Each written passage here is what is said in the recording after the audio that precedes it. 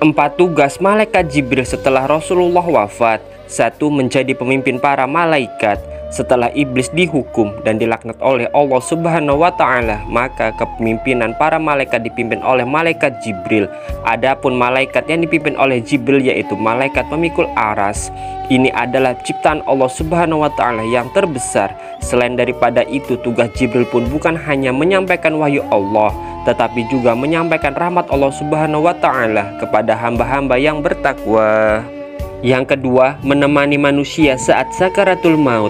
Selain menyampaikan wahyu, malaikat Jibril juga turut menemani orang-orang yang sedang mengalami sakaratul maut. Namun dalam hal ini malaikat Jibril hanya menemani orang-orang yang dalam keadaan suci. Imam An-Nawawi dalam kitabnya menjelaskan dari Imam Al-Suyuti berkata bahwasanya malaikat Jibril menghadiri kematian seseorang yang meninggal dalam keadaan dia punya wudhu. Yang ketiga, menahan doa.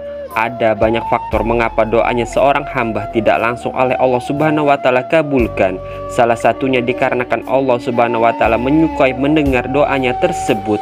Apabila seorang mukmin berdoa, maka Allah berkata kepada Jibril, "Wahai Jibril, tahan dulu untuk memenuhi hajatnya, karena aku sangat senang mendengar suara doanya." Tapi jika ada orang kafir yang berdoa, maka Allah akan berkata pada Jibril, "Penuhi hajatnya, karena aku tidak menyukai suara doanya."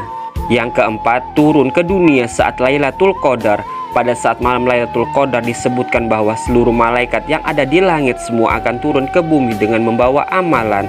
Dalam Al-Quran Surah Al-Qadar ayat 4, pada kata ruh, sebagian para ulama berpendapat bahwa itu nama dari malaikat Jibril yang menjadi pemimpinnya para malaikat. Pada malam itu akan turun para malaikat-malaikat dan malaikat Jibril dengan izin Tuhannya untuk mengatur segala urusannya. Wallahu a'lam bishawab.